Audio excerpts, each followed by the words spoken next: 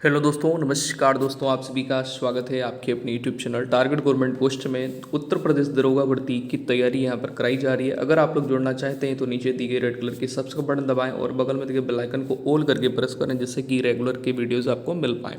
दोस्तों, हमारा टारगेट होगा यूपीएससी 2021 की जो परीक्षा है रीजनिंग। इससे पहले आपका हिंदी का लाइव सेशन हो चुका है। अगर आपने वॉच नहीं किया तो वॉच कर लीजिएगा, क्योंकि वो एक ऐसे आपको वहाँ पर सारे क्वेश्चन जो मिल रहे हैं वो प्रीवियस क्वेश्चन मिल रहे हैं और आपको अन्य जानकारी भी वहाँ से मिल रही है। तो यहाँ पर आप लोग जुड़े हैं रीजनिंग के लाइव सेशन से, और रीजनिंग में यहाँ पर जो आपको प्रश्न पत्र मिलेगा वो दिनांक 12 दिसंबर 2017 थर्ड शिफ्ट का पेपर होगा। प्रीवियस ईयर क्वेश्चन पेपर भी आपको यहाँ पर मिल रहे हैं प्रैक्टिस करने को, और साथ ही साथ क्वेश्चन कैसे आते हैं, कैसे कितने क्वेश्चन आप कर सकते हो। ऑनलाइन परीक्षा होगी, ठीक है। तो इसको लेकर के तैयारी चल रही है। तो चलिए सेशन को स्टार्ट कर लेंगे। जो हमारे प्यारे भाई बहन जुड़ते जा रहे हैं वो सेशन को लाइक ज़रूर करें, और अगर आपको सेशन पसंद आता है तो अपने दोस्तों से जरूर शेयर करें।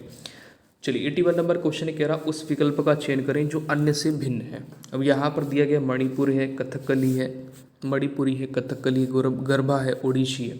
तो यहाँ पर दिए गए विकल्पों में से गरबा अन्य तीन से भिन्न है, क्योंकि गरबा को छोड़ करके अन्य तीन सांस्कृतिक नृत्य हैं और गरबा एक लोक नृत्य है। तो गरबा क्या है? लोक नृत्य है, इसलिए ऑप्शन नंबर बी आपका करेक्ट हो जाता है। नेक्स्ट क्वेश्चन पे आएंगे। ये रहा क्वेश्चन 82 नंबर है। कह रहा दिए गए विकल्पों में से दूसरी जोड़ी के लिए सापेक्ष शब्द का चयन करें जो पहली जोड़ी से संबंध का अनुसरण करते हुए प्रश्न चिन्ह के जगह लगे। तो यहाँ पर कौन सा विकल्प है जो कि प्रश्न चिन्ह की जगह लेगा? तो यहाँ पर आप देख रहे होंगे दोस्तों, जिस प्रकार से ये पहले पद से संबंधित है उसी प्रकार से कौन सा विकल्प होगा जो तीसरे पद से संबंधित होगा। कोशिश करिएगा और कमेंट सेशन में रिप्लाई ज़रूर दीजिएगा, क्योंकि अगर आप यहाँ पर जुड़ रहे हैं क्लास में तो कमेंट सेशन में रिप्लाई ज़रूर करें। जो प्रश्न आपके सामने, हो सकता है आपको क्वेश्चन आता हो और आप रिप्लाई नहीं कर रहे हैं। रिप्लाई करना बहुत ज़रूरी होता है, ठीक है, जिससे कि हमें आपकी तरफ से इंडिकेट हो पाएगा कि आप क्वेश्चन कर रहे हो, रिप्लाई दे रहे हो, ठीक है। चलिए यहाँ पर देखिएगा कि सी का अपोजिट अक्षर क्या होता है? एक्स होता है, आर का आई होता है, ओ का एल होता है, डब्ल्यू का डी होता है। तो एम का अपोजिट अक्षर क्या होता है? एन होता है। ओ के लिए अपोजिट अक्षर एल होता है, एन के लिए एम होता है, के लिए क्या होता है? पी होता है, ई के लिए अपोजिट अक्षर ई के लिए अपोजिट अक्षर दोस्तों यहाँ पर वी करेंगे, और वाई के लिए अपोजिट अक्षर बी होता है। तो राइट आंसर यहाँ पर 82 में क्या हो गया दोस्तों? पहला वाला विकल्प, ठीक है, पहला वाला विकल्प हो गया। मैं इरेज करके यहाँ पर आपको शो कर देता हूँ, दिखा देता हूँ। चलिए, उम्मीद है समझ में आ रहा होगा क्वेश्चन आपको। 83 नंबर क्वेश्चन है, कह रहा है एन आई की इकलौती बेटी है, ठीक है। आई की शादी हुई है जे से। अगर जे पिता है के का, तो के का एन से क्या संबंध है? बहुत ध्यान से आंसर देंगे।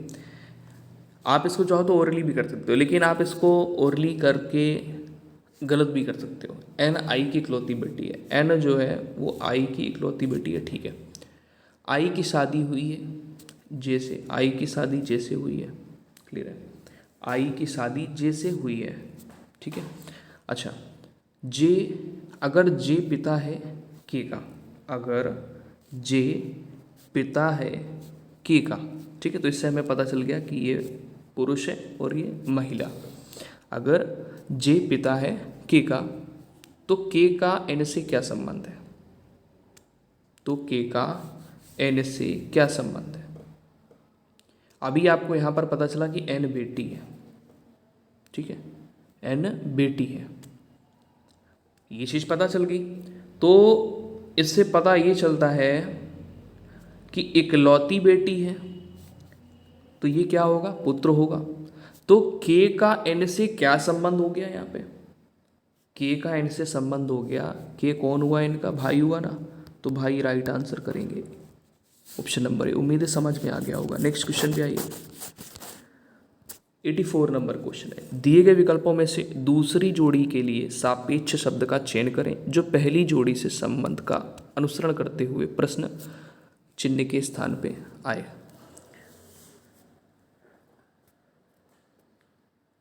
कोशिश करिए, अपना आंसर दीजिए दोस्तों। बोन, बोन क्या है? ये हड्डी है, और हड्डी का जो विशेषज्ञ होता है उसको क्या बोलते हैं? ऑर्थोपेडिस्ट, ये तो बोलते हैं ना। और यहाँ पर क्या दिया? कैंसर, कैंसर दिया ना, कैंसर के विशेषज्ञ oncologist, oncologist option number B right करेंगे। चलिए नेक्स्ट क्वेश्चन आइए यहाँ पर 87 नंबर कह रहा 5 दोस्त एक गोलाकार व्यवस्था में केंद्र की ओर मुंह किए बैठे हैं, ठीक है। सी डी के बाईं ओर दूसरा है, जो बी के बिल्कुल दाएं पर है, जो ए के दाईं तरफ तीसरे स्थान पर है, डी अन्य दोस्तों के संदर्भ में कहाँ बैठा होगा। तो यहाँ पर आप फिगर बनाओगे, कुछ इस प्रकार से फिगर बनेगा। 5 लोग हैं, सी डी के बाईं ओर दूसरा है, तो अगर डी यहाँ पर हो गया तो सी यहाँ पे हो गया। बाईं ओर दूसरा बोला ना, क्योंकि इनका जो मुख होगा वो केंद्र की ओर है, ठीक है। अच्छा, इसके बाद इसने ये कहा है कि बी के बिल्कुल दाईं तरफ है, जो ये सी बी के बिल्कुल क्या है? दाईं तरफ है। जो बी के बिल्कुल दाएं तरफ है, तो यहाँ पर फिर आपको डी के बारे में बोल रहा है। सी डी के बाईं ओर दूसरा है, जो बी के बिल्कुल दाएं तरफ है, ठीक है। ए के दाईं तरफ तीसरे स्थान पर है, जो ए के दाईं तरफ तीसरे स्थान पर। अगर यहाँ पर तीसरे स्थान की बात कर रहा है सी, तो अगर ए यहाँ पर होगा तो सी यहाँ पर होना चाहिए। ए के लोग यहाँ पर हो गए, 1 2, तो यहाँ पर आपका ई होना चाहिए। ई बच रहा है तो यहाँ पर होना चाहिए, क्योंकि इसने कहा ए के दाईं तरफ तीसरे स्थान पर है, जो।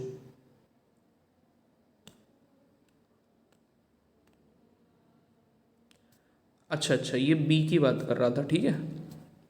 इसने बोला कि सी डी के बाईं ओर दूसरा है, तो सी हो गया डी के बाईं ओर दूसरा, ठीक है। इधर आपने देखा बाईं ओर दूसरा हो गया, जो बी के बिल्कुल दाएं है, जो बी के बिल्कुल दाएं है। तो ये आप देखो डी बिल्कुल दाएं है बी के, जो ए के दाईं तरफ तीसरे स्थान पर है, जो ए के दाईं तरफ, तो ए का दायां इधर होगा, काउंट करो 1 2 3, तीसरे स्थान पे बी है, ठीक है। डी अन्य दोस्तों के संदर्भ में कहाँ बैठा होगा? तो सी और बी के बीच में है, नहीं, ठीक है। सी के बिल्कुल दाईं ओर है, नहीं। ए और सी के बीच में है, नहीं। ए और बी के बीच में, हाँ ये सही है, ए और बी के बीच में। ए और बी के बीच में कौन है? डी। चलिए नेक्स्ट क्वेश्चन पे आएंगे। एक निश्चित कूट भाषा में इसको 5 के रूप में लिखा जाता है, उस कूट भाषा में बिजनेस को कैसे लिखा जाएगा? तो दोस्तों यहाँ पर थोड़ा सा आप ध्यान ये देंगे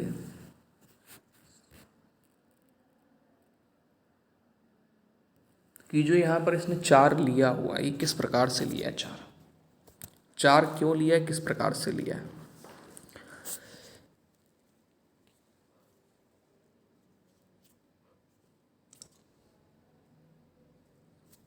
देखिए यहाँ पर आप अगर थोड़ा सा ध्यान देंगे तो वोवेल और कॉन्सोनेंट देखिए, कॉन्सोनेंट कितने हैं और वोवेल कितने हैं। तो 1 2 3 और ये 4 कॉन्सोनेंट है। वोवेल की अगर बात करें तो यहाँ पर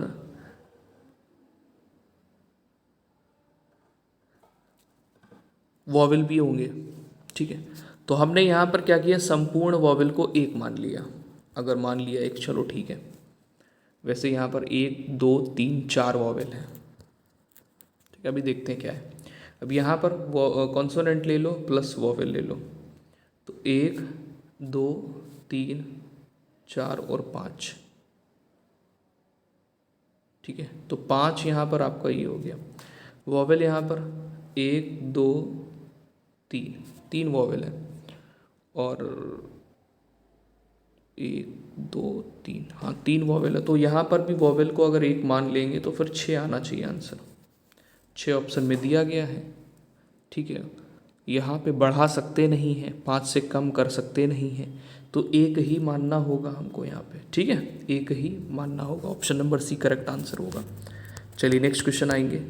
अगला क्वेश्चन ये रहा 89 नंबर, कह रहा है सेल्वम और नवीन एक निश्चित बिंदु से चलते हैं। ठीक है, सेल्वम 7 किलोमीटर दक्षिण में जाता है और फिर बाएं मुड़ करके 5 किलोमीटर चलता है। नवीन 5 किलोमीटर पूर्व में जाता है और बाएं मुड़ करके 5 किलोमीटर चलता है।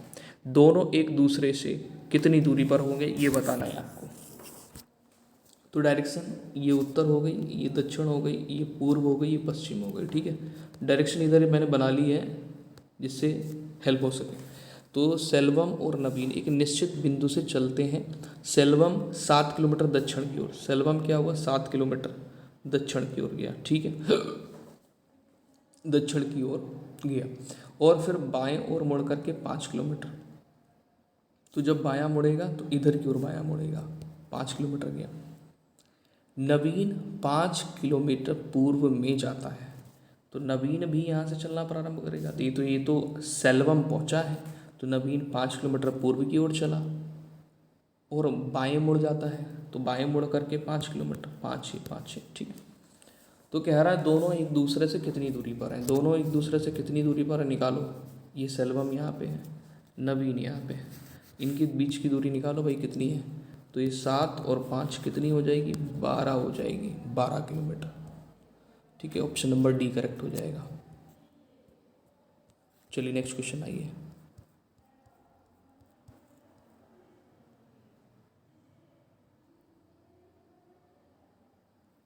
नाइनटी पे कह रहा उस विकल्प का चयन करें जो दिए गए अन्य विकल्पों से भिन्न है। तो यहाँ पर ये देखिए जो अन्य विकल्पों से भिन्न है क्या होगा। आप यहाँ पर देख रहे हैं कि वाई वाई बी बी, मतलब ये चाहे अल्फ़ाबेट हो, लेटर हो, या फिर चाहे आपको चित्र मिल रहे हो। तो यहाँ पर आप देखेंगे तो ये भी सेम है, तो इनमें एक ही गुण है, लेकिन ये डिफरेंट है, भिन्न भिन्न है। तो ऑप्शन नंबर बी राइट करिए। नेक्स्ट क्वेश्चन यहाँ पर बताएंगे 92 नंबर, कह रहा विकल्पों में निम्न में से कौन सा आरेख पोशाक साड़ी शर्ट के बीच संबंध को दर्शाता है। 92 पे आपका राइट आंसर क्या होगा। तो आपको पता है पोशाक में साड़ी भी आती है, शर्ट भी आती है। पोशाक मतलब पहनने वाले वस्त्र, तो साड़ी और शर्ट इसी कैटेगरी में आ जाएगी, option number C. Next question पे आइए। 93 नंबर है, कह रहा है दी गई श्रृंखला में से असंगत अक्षर याद कीजिए। असंगत अक्षर क्या होगा। 93 नंबर क्वेश्चन।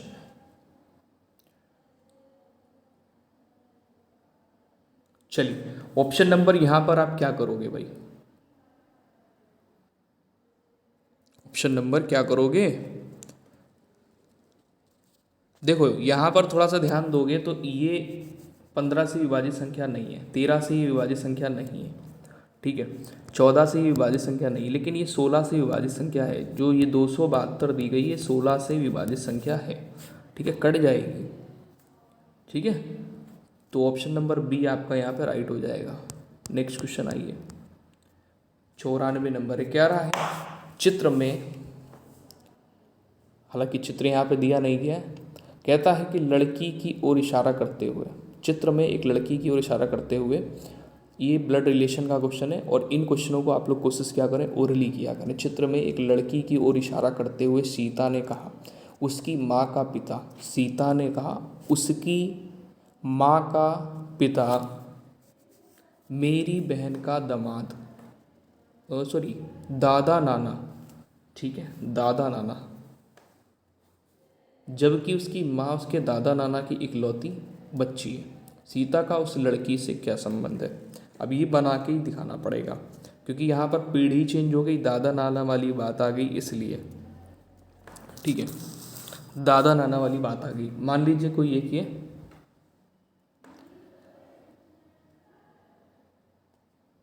चित्र है, ठीक है, और इसमें इसने ये कहा है कि लड़की की ओर इशारा करते हुए, लड़की की ओर इशारा करते हुए सीता ने कहा, सीता ने कहा लड़की की ओर, कोई लड़की है मान लीजिए, कोई ये गर्ल है, इसने लड़की की ओर इशारा करते हुए, एक लड़की की ओर इशारा करते हुए सीता ने कहा, सीता ने इशारा करते हुए कहा उसकी माँ, उसकी माँ, मान लीजिए माँ है, ठीक है, माँ का पिता, उसकी माँ का पिता, चलो इसको प्लस कर लो, माँ का पिता, मेरी बहन का दादा नाना, मेरी बहन का दादा नाना, ठीक है, मेरी बहन का दादा नाना, उसकी माँ उसके दादा नाना की इकलौती बच्ची है। तो इकलौती बच्ची कौन हो गई, ये इकलौती बच्ची कौन हो गई, उसकी माँ, ठीक है, उसकी माँ इकलौती बच्ची हो गई ना। तो कह रहा है कि सीता का उस लड़की से क्या संबंध है, तो ये इसकी बहन हो, ये इसकी क्या होगी, बहन होगी, सीता उस लड़की की बहन होगी, ठीक, क्योंकि मेरी बहन का दादा नाना है, जबकि उसकी माँ उसके दादा नाना की इकलौती, भाई उसने कहा मेरी बहन का दादा नाना है, या दादा समझ लो, केवल दादा समझो, या नाना समझ लो, नाना बोलते हैं कुछ लोग, दादा भी बोल देते हैं, है ना, दादा तो वैसे वो पिता को दादा बोलते हैं, है ना, नाना समझो, नाना नाना, जबकि उसकी माँ उसके नाना की इकलौती बच्ची है, तो यहाँ पे नाना राइट होगा, ठीक है। तो जो उसकी माँ है वो इनकी इकलौती बच्ची है, तो फिर ये सीता से बहन का ही संबंध हुआ इसका। नेक्स्ट क्वेश्चन पे आएंगे। यहाँ पे 95 नंबर में क्या कह रहा है, कह रहा है कि विकल्पों में से कौन सा आरेख त्वचा कोशिका मेलेनिन के बीच संबंध को दर्शाता है। तो देखो भाई, यहाँ पर त्वचा में आपकी कोशिकाएं होंगी और कोशिकाओं में मेलेनिन होगा, ठीक है, तो ऑप्शन नंबर आपका यहाँ पे राइट होना चाहिए, बी वाला। नेक्स्ट क्वेश्चन आएंगे। अगला क्वेश्चन ये रहा 96 नंबर, कह रहा उस विकल्प का चयन करें जो अन्य से भिन्न है। तो भूटान है, सेशल्स है, सेशल्स, मालदीव, नेपाल, तो यहाँ पर राइट आंसर हो जाता है ऑप्शन नंबर बी, बी हो जाता है, ठीक है, जो कि सेशल्स दिया गया है। सेशल्स क्या है, अफ्रीका महाद्वीप में स्थित है, और बाकी यहाँ पर एशिया महाद्वीप में स्थित है। चलिए नेक्स्ट आएंगे, अगला क्वेश्चन।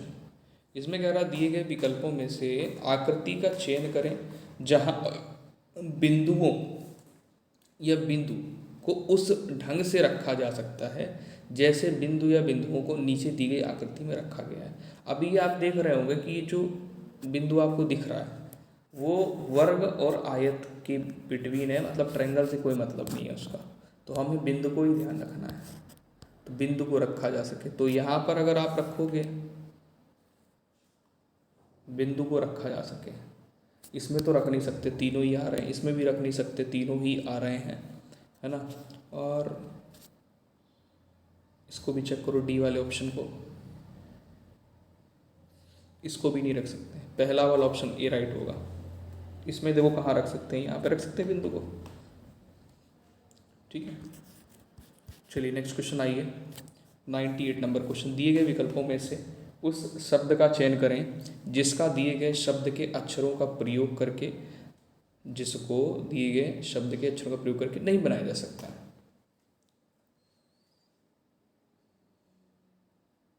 तो इसको बनाया जा सकता है, इसे भी बनाया जा सकता है, इसे भी बनाया जा सकता है, ठीक है, इसे नहीं बनाया जा सकता है। तो ऑप्शन नंबर सी आप राइट करोगे, क्योंकि आप यहाँ पर देख रहे हो कि यहाँ पर ए नहीं है और यहाँ पर हमें ए की आवश्यकता है। चलिए नेक्स्ट क्वेश्चन आइए, ये एक बढ़िया क्वेश्चन है। इसमें कह रहा है कि शीला पूर्व की तरफ मुंह किए खड़ी है, वह 90 डिग्री वामावर्त ठीक है। वामावर्त मतलब होता है एंटी क्लॉकवाइज, और फिर 225 डिग्री दक्षिणावर्त यानी क्लॉकवाइज दिशा में घूमती है। ठीक है। अब शीला किस तरफ मुंह किए खड़ी है? आसान क्वेश्चन बहुत है, केवल आप यहाँ पे डायरेक्शन बना दो। ये उत्तर, ये दक्षिण, ये पूर्व और ये पश्चिम। तो यहाँ पर इसने कहा कि पूर्व की तरफ मुंह करके खड़ी है, मतलब खड़ी किस तरफ है? मतलब खड़ी इस तरफ मुंह करके।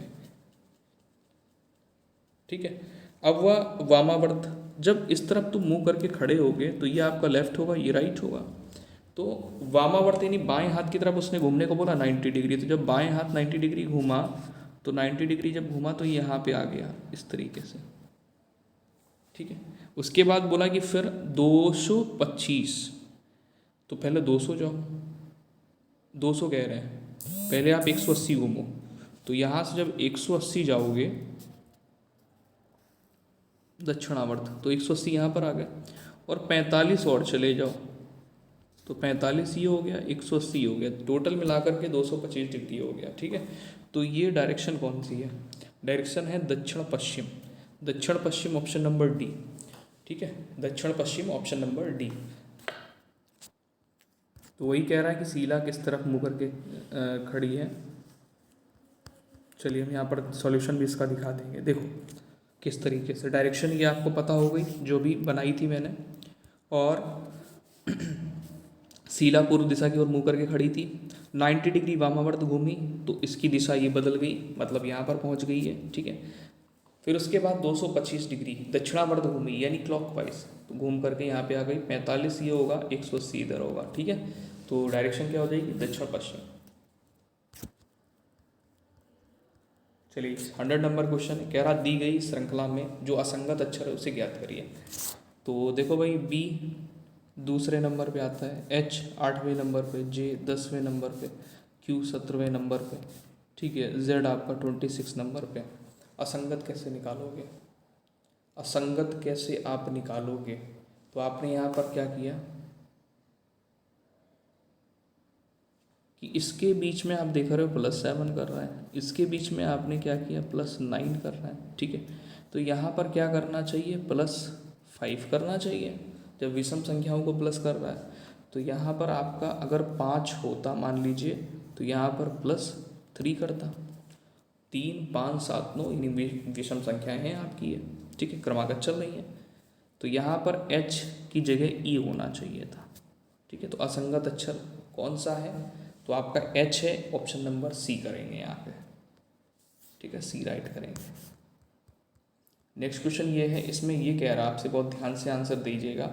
दिए गए विकल्पों में से आकृति का चयन करें जहां बिंदु या बिंदुओं को रखा गया है उस ढंग से रखा जा सकता है, उसे उसी ढंग से रखा जा सकता है। मतलब आप ये देखो कौन कौन से सभी फिगर में रखा गया है।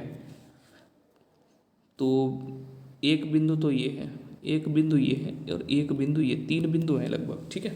तो कह रहा है को नीचे दी गई आकृति में रखा गया है। जैसे इस आकृति में बिंदुओं को रखा गया है, वैसे ही कह रहा है कि बिंदु या बिंदुओं को उस ढंग से रखा जा सकता है।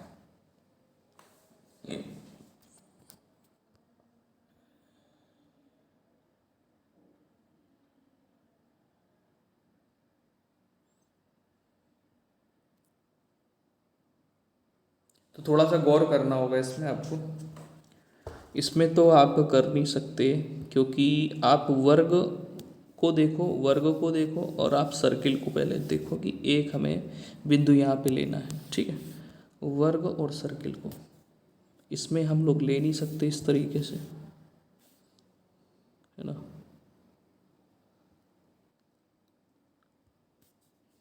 इसमें भी नहीं ले सकते,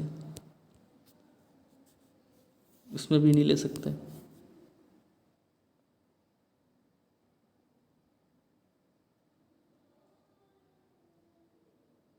इसमें ले सकते हैं। अब बोलो तो कहाँ? यहाँ पे ले सकते हैं। ठीक है, एक बिंदु यहाँ पे ले सकते हैं। मतलब एक बिंदु को आप पकड़ लो, एक बिंदु को पकड़ लोगे ना तो आपको ये आइडिया मिल जाएगा कि हम बिंदुओं को कहाँ स्थापित कर सकते हैं। यहाँ पे देखो, है ना जगह, इस तरीके से बना है। तो ये वाली आप आकृति यहाँ पर देखो, यहाँ बिंदु ले सकते हैं, ले सकते हैं ना। केवल वृत्त और वर्ग के बीच में आना चाहिए एक बिंदु। चलिए 103 नंबर क्वेश्चन है, कह रहा है निम्नलिखित श्रृंखला में प्रश्नवाचक चिन्ह के स्थान पे कौन सा विकल्प आएगा। तो 103 पे राइट आंसर आपका क्या होगा। 103 पे राइट आंसर बताइए फटाफट से। यहाँ पर आप देख रहे होगे प्लस कितना कर रहा है, 6 कर रहा है, फिर +8 कर रहा है, फिर यहाँ पर +10, तो आगे क्या करेगा, +12 करेगा ना। तो 29 में 12 को प्लस कर दो, 41 आ जाएगा, 41, ऑप्शन नंबर डी। चलो नेक्स्ट क्वेश्चन पे आ जाओ। 104 नंबर क्वेश्चन है, निम्नलिखित श्रृंखला में प्रश्नवाचक चिन्ह क्वेश्चन मार्क के स्थान पे क्या आएगा। तो इसको भी वैसे ही करेंगे। पहला तो काम होता है अंतर निकालना। +5 है, +9, +30, तो इनके बीच में अंतर आप देख रहे हो 4 का अंतर चल रहा है, ठीक है। 4 फिर से प्लस करोगे तो आगे कितना प्लस करना होगा इसको, 13 में 4 प्लस करोगे नहीं 17 प्लस करना होगा, तो 29 में 17 प्लस कर दो, तो यहाँ पर कितना आ जाएगा आपका 46 आ जाएगा, 46। आगे आने वाली संख्या जो होगी वो 46 होगी, 46, option number C. Next question आएंगे 105 नंबर पे, एक निश्चित कोड भाषा में स्मार्ट को इस प्रकार से लिख सकते हैं, इस रूप में लिख सकते हैं। कोड भाषा में कोडिंग एंड डिकोडिंग का क्वेश्चन, तो इसको कैसे लिखेंगे, तो थोड़ा सा गौर करिएगा। SMART, अब यहाँ पर क्या कर रहा है, -2 कर रहा है, तो कितना बन रहा है Q, फिर यहाँ पे +2 कर रहा है तो कितना बन रहा है O, फिर यहाँ पे -2 कर रहा है तो यहाँ पे Y बन रहा है, यहाँ पे +2 कर रहा है R में तो T बन जाएगा, और T में -2 करेगा तो दोस्तों आपका क्या बन जाएगा, R बन जाएगा, ठीक है। आ जाओ यहाँ पे PRIME, पहले -2 करना है P में तो कितना बन जाएगा N, R में +2 करोगे T बन जाएगा, तो NT, 2 ऑप्शन दिए हैं तो और आगे करना होगा। फिर यहाँ पे माइनस करो, 9 में -2 करोगे तो 7वें नंबर पे कौन आता है, G, ठीक है। M में +2 करोगे तो O बन जाएगा, E में -2 करोगे तो C बन जाएगा, मैच कर लो, ऑप्शन नंबर सी करेक्ट हो रहा आपका, ठीक है। समझ में आ गया ना। चलिए नेक्स्ट क्वेश्चन आइए, यहाँ पे 115 नंबर पे कह रहा है कि निश्चित कोड भाषा में कोडिंग एंड डिकोडिंग का क्वेश्चन है, इसको इस प्रकार से इस रूप में लिखा जाता है, इसको इस रूप में लिखा जाता है, तो इसको कैसे लिखा जाएगा, बहुत आसान है। आपने यहाँ पर देखा CH क्या कोड है 68, और A का कोड कितना है 3, A का कोड यहाँ से निकालो 3, ठीक है। T का कोड कितना है 5, मैच कर लो, मैच लो 68 35, option number C. Next question आइए, ये ओरली करेंगे। एक महिला की ओर इशारा करते हुए एक लड़के ने कहा, एक महिला की ओर इशारा करते हुए एक लड़के ने कहा, उसका पति मेरे भाई की नानी की बेटी का इकलौता भाई है। उसका जो पति है, महिला की इशारा करते हुए कहा कि एक लड़के ने कि उसका पति मेरी भाई की नानी, मतलब उसकी नानी की बेटी यानी मौसी का इकलौता भाई है, यानी उसका मामा। क्लियर। तो उस लड़के का उस महिला से क्या संबंध है, तो महिला से निकालोगे ना,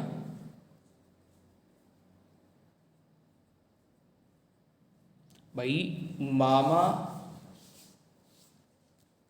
और ये महिला फिर क्या हो गई, मामी हो गई।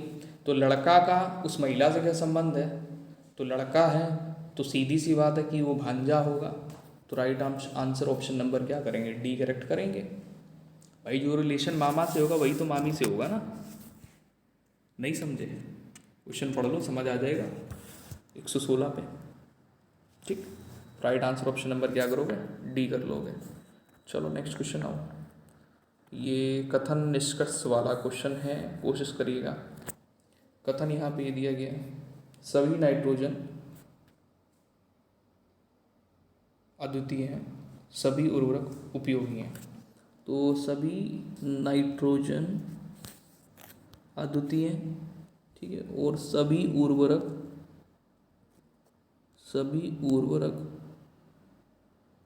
उपयोगी है, ठीक है। ये वाला फिगर इसका बना हुआ है और ये फिगर इसका बना लिया। ऐसे बना लो कि मैं समझ में आ जाए, बस हम कर लें और आपको समझ में आ जाए, ठीक है। तो इसमें देखिए कह रहा है कि कुछ उर्वरक उपयोगी हैं, कह सकते हैं ये उर्वरक वाला है, कुछ उर्वरक उपयोगी तो इतना बड़ा है, तो कुछ उर्वरक उपयोगी है, ठीक है, सही है। और कुछ उर्वरक नाइट्रोजन है, कोई रिलेशन नहीं, नाइट्रोजन और उर्वरक में कोई रिलेशन है नहीं, है ना, तो केवल पहला सही, ऑप्शन नंबर बी अनुसरण करता है, केवल अनुसरण पहला वाला करता है।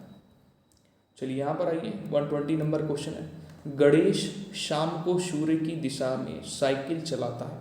अब एक बात बताओ, सूर्य निकलता पूर्व से है, ठीक है, और डूबता पश्चिम में, है ना, तो शाम को टाइम पे जो सूर्य होगा वो पश्चिम पे ही होगा ना, ठीक है। तो साइकिल चलाता है, थोड़ी देर बाद वह बाएं मुड़ता है। अगर इसकी दिशा में साइकिल चला रहा है, ठीक है, और थोड़ी देर बाद वो बाएं मुड़ता है, तो बायां जब मुड़ेगा तो इधर की ओर मुड़ेगा, और फिर दाएं मुड़ता है, तो दायां मुड़ेगा तो आपके अपोजिट मुड़ेगा, थोड़ी देर बाद फिर दाएं मुड़ता है, तो फिर जब दायां मुड़ा तो ये इधर की ओर मुड़ेगा। अब वह किस दिशा में या किस दिशा के सामने खड़ा है, तो किस दिशा के सामने खड़ा है, उत्तर दिशा इधर होती है, दक्षिण दिशा इधर होती है, तो ये मुंह करके उधर की ओर खड़ा है, मतलब ऐसे खड़ा है, तो जब उधर की ओर खड़ा है तो उत्तर दिशा की ओर मुंह करके खड़ा है ना, उत्तर दिशा की ओर मुंह करके खड़ा है, समझ आ गया ना सभी को। चलिए, तो उत्तर दिशा यहाँ पे right answer option number B हो जाएगा। उम्मीद है दोस्तों आज का सेशन आपको पसंद आया होगा, तो ईमानदारी सेशन को लाइक शेयर सपोर्ट अपना ज़रूर दीजिए, जिससे कि हम आपके लिए और मेहनत कर पाएँ, इस प्रकार से और वीडियोज़ आपको दे पाएँ, कि आपके एक लाइक से हमें मोटिवेशन मिलता है जो हम आपके लिए मेहनत करते हैं। जय हिंद दोस्तों, आपका दिन शुभ हो, मिलते हैं शुरू में।